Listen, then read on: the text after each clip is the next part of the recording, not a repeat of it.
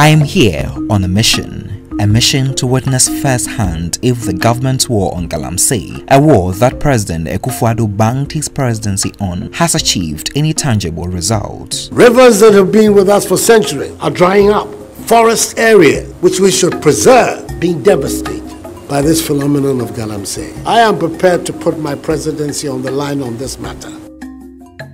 Well, it appears this bold statement from the president who is seeking re-election was just that, a bold statement. The facts on the ground shows that the war has achieved nothing, especially here in the central region where illegal mining continues unabated.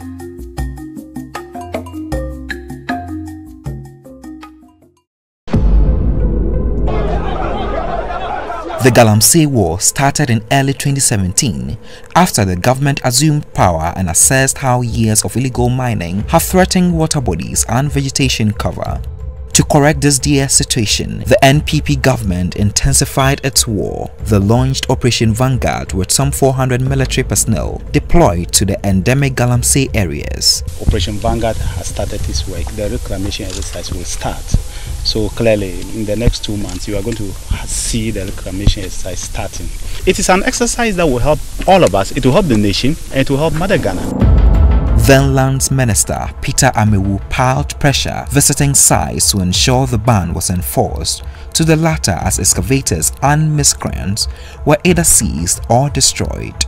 The nonsense you are doing around here, you are killing people. And that is what we are against. The public agitated. The Galamseyers who had been in the business felt the government of the day was snatching their bread right out of their jaws. Wives and mothers were beside themselves with worry.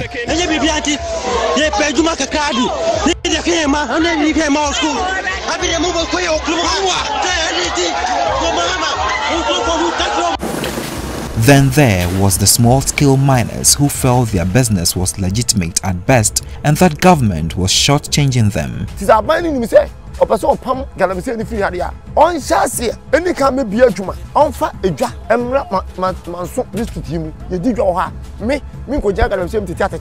What we are saying is that we are very serious that if the government doesn't intervene, it will be a different thing altogether. If the government wants it that way, we are ever ready. But some chiefs were in support, notable among them the Ochehene Osajifo Ofori-Penyin Amwetia.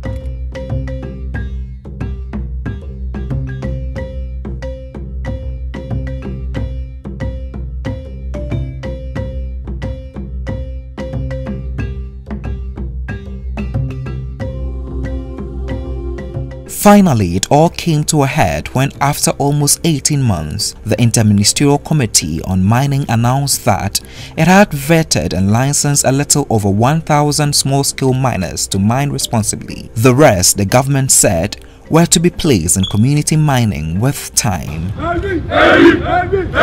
But there was a caveat. The ban on Galamsey was still in force. Operation Vanguard continued its operations in the mining areas crisscrossing the country. What they found was the Galamseyers had become swifter and much more sophisticated, outwitting the team at every turn. They had become slippery at best, and the result is what we find here today on the Pra River, replicated in other river bodies in Western region. This is the image I saw as soon as I arrived. We had just arrived in one of the coastal communities of the Chifo Achimikwa of Chifo Praso district, the capital of Chifo, Heman, Lower Dinchra district of the central region of Ghana.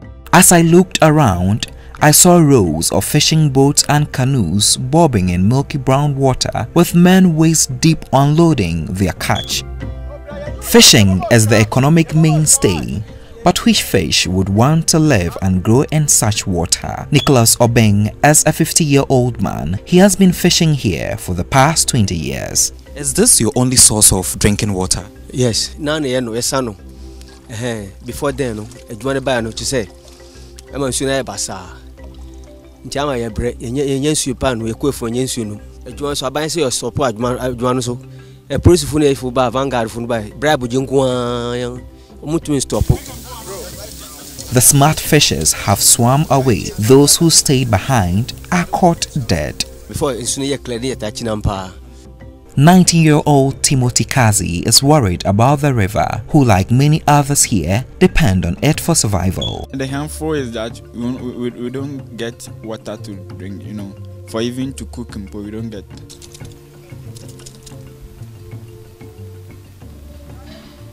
This is the water people here in this community drink daily. Most of them complain of diarrhea and skin infections each and every day. Now, most of the residents in this community also tell me that they do not believe this water can be clean again. 53-year-old Isaac Essel is checking if his net has caught some fish. First time, then the water didn't spoil. Then we catch fish more than this time. He says the Pra River used to be a vibrant fishing area for the fisher folk and a tourist attraction for visitors. In Ghana, thousands are involved in illegal mining, stripping the country of its precious resources, destroying farmlands and livelihoods. River Pra is one of the major rivers in the central region, serving as a source of raw water for treatment by the Ghana Water Company Limited (GWCL) for distribution to more than 1 million residents. But the turbidity of the water keeps increasing with Galamsey.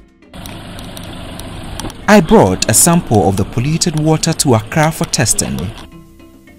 Noguchi was kind enough to test it, spearheaded by Professor Regina Appiah-Oppong, head of Department of Clinical Pathology.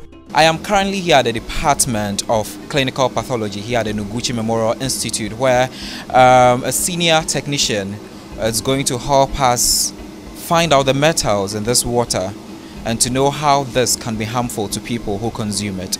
Senior technician at the Department of Clinical Pathology, Ebenezer Foriata, took us through the process of testing the water. According to the technician, the concentration of lead is acceptable in water if the level is 10 part per billion ppb. 0.5 part per billion ppb is also acceptable for mercury in water.